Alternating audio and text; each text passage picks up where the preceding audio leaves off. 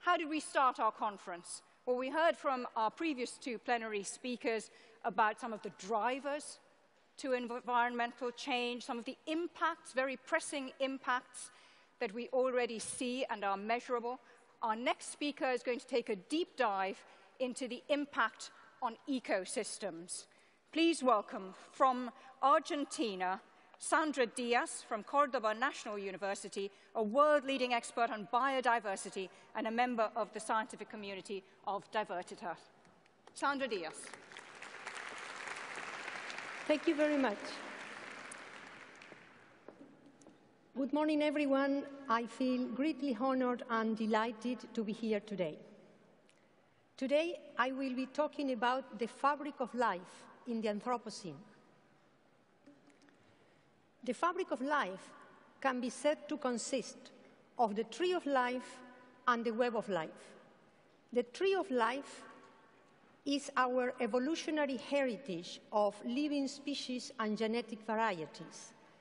And the web of life are the interactions among those species and their exchanges of matter and energy with the physical world. The tree of life and the web of life are inextricably linked in what we call ecosystems. And there are powerful reasons to care about the fabric of life. There is, of course, a strong moral imperative to protect it. Also, the fabric of life provides essential benefits that make our life both physically possible and worth living. The fabric of life is also a constant source of adaptive innovation in the face of a changing environment. On the other hand, living systems mediate some of the most negative effects of global environmental change on humans. Living systems can affect the regional and global climate. They can affect the spread of destructive fire. They can help the spread of invasive organisms and disease. In other words, living systems can no longer be conceived just as collateral damage from the human enterprise. They need to be conceived as active key factors in global environmental change. We've been manipulating ecosystems since the very early days of humanity. We have also been actively gardening for or against certain organisms. And even the most pristine forests show signs of ancient gardening. Therefore, our manipulation of living systems is nothing new. What is indeed unprecedented about the Anthropocene is the scale and the intensity of our manipulation. Today, about 70% of the ice-free surface of the Earth shows significant traces of human use. And a good proportion of that surface is occupied by what we now call domesticated landscapes. And we are appropriating almost a quarter of the total terrestrial net primary production. As a result of all these activities, the fabric of life is shrinking. The number of species on Earth is decreasing much faster than in the past few million years. And about a third of the evaluated species so far now face some degree of threat. And this is just the tip of an iceberg whose size and shape we don't know very well. The evaluated species shown in red in the pie diagram are just about 4% of the total estimated number of described species. And they represent a very biased sample.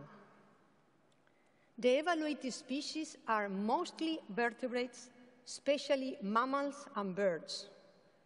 We know very little about the status of the vast majority of plant species. And plants are the point of entry of matter and energy to the whole fabric of life. We also know virtually nothing of the massive number of invertebrates and also microbes that help matter circulate up food webs and then back to the form of simple chemical compounds. Also, the spatial extent of many important ecosystems is decreasing fast. This is happening in coastal systems, in oceanic systems, and also on land. For example, forest extent is decreasing fast worldwide, and even faster in some key regions like Africa and South America. But the web of life and the tree of life are not just being randomly reduced to smaller versions of themselves.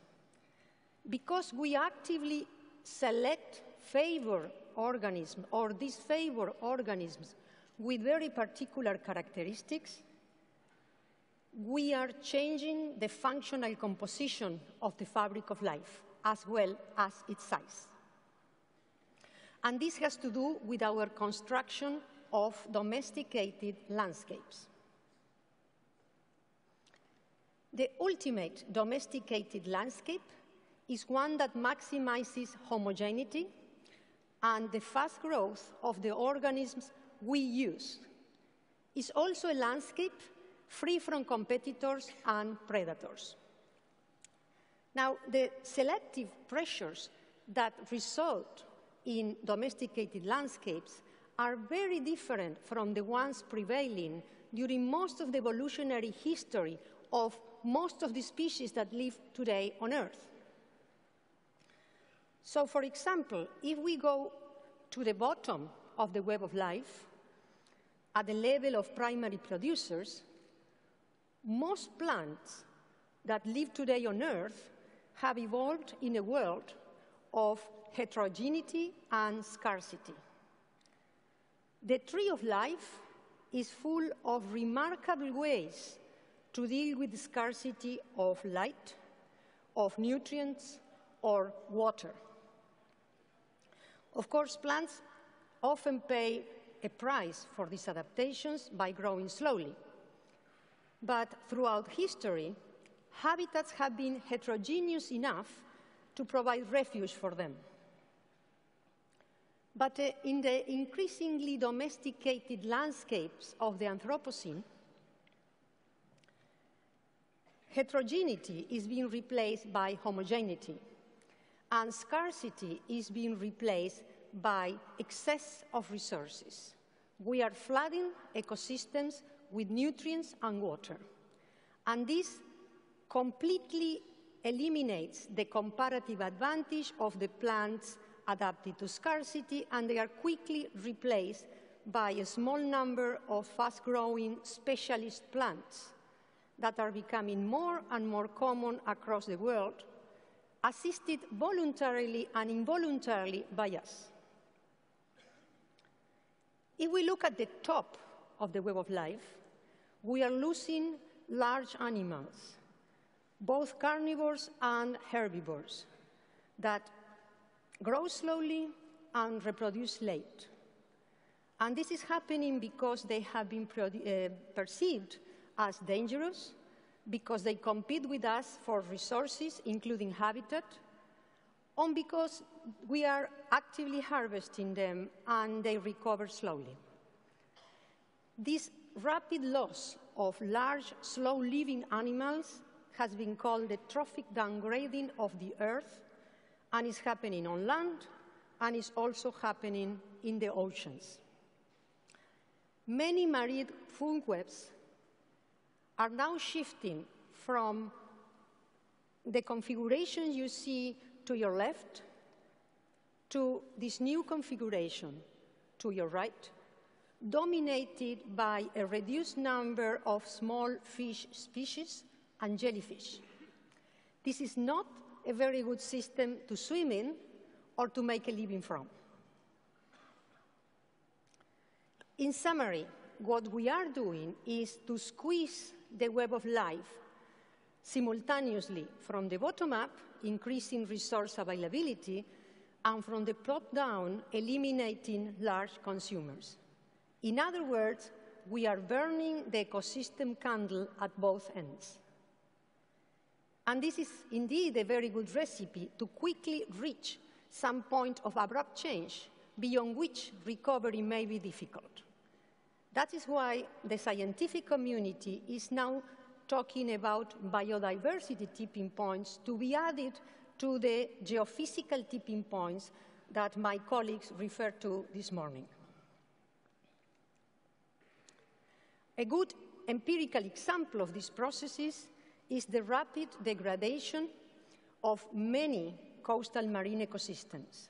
This is happening because at the bottom of the food webs, these systems are being flooded with nutrients from agriculture on land, and simultaneously, the bigger fish, the top consumers, are being removed. As a consequence, these food webs are collapsing, and with them are collapsing the livelihoods that depend on the fisheries and on the touristic value of these coastal areas. Now, while we put all these pressures on living systems, the fabric of life is fighting back in its own way. There's new evidence showing that in response to these human pressures, many species are not only migrating, but also evolving much faster than we previously thought possible. We have now documented evidence of contemporary evolution, that is, evolution at the scale of years to decades, in a number of animal and plant species, in the face of overharvesting, in the face of invasive organisms, or in the face of climate change. These responses may help ameliorating some of the negative trends we found.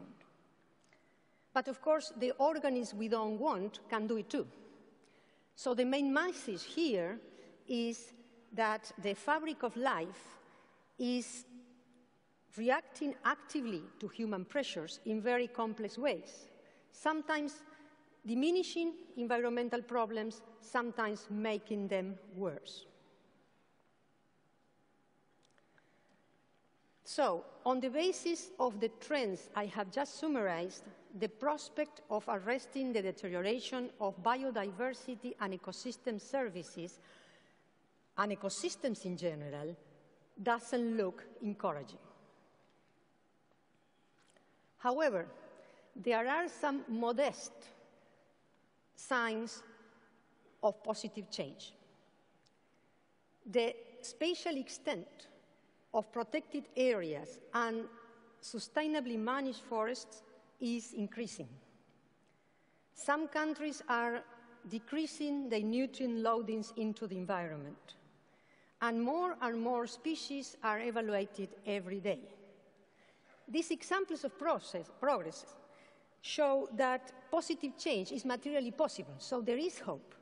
But of course, they are far from enough in order to halt the increasing deterioration of biodiversity and ecosystems.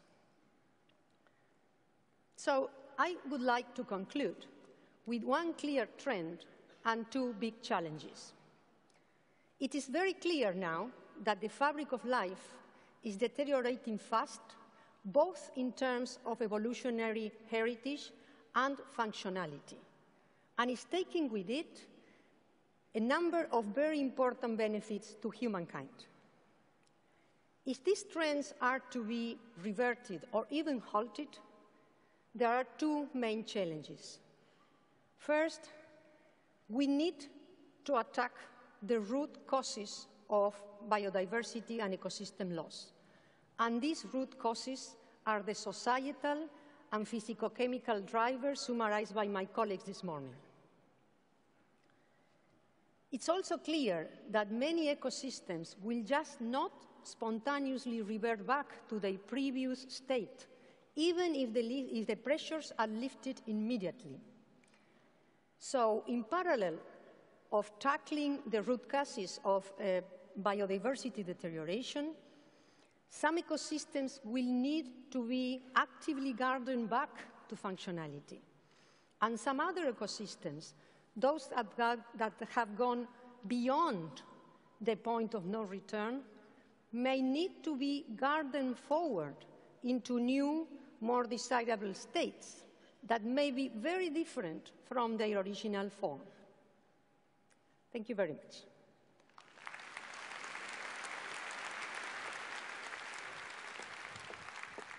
Thanks, Sandra. Got a good question for you here, sent in on Twitter by P. Teeman McPherson. Thank you. This is it. What is the percentage impact of urban consumption on global biodiversity? How responsible are cities for biodiversity losses? Can we capture that? I don't have a number right now. Is it something that we should be trying to capture? Is that Definitely. the direction of your research? Land use change is the main factor affecting biodiversity, and urbanization is indeed a significant one, but I cannot come up with a number right now. Okay, another question. Where is the biodiversity tipping point for ecosystem services? How many species can we afford to lose? Is there an answer to that? There is no number. There are several, or many, I would say, the biodiversity tipping points. There is one in coral reefs, for example. There are some in the Amazon. There are many. The number depends on the ecosystem and especially the kind of species. Okay. How many can we afford to lose? Is the answer none? The answer is, well, we don't know. The answer is not the right question. Okay. Yes. What's the right question? The right question is, what are the systems and the species we need to make our human life possible and worth living in the future? Okay. Sandra Diaz, thank you very much.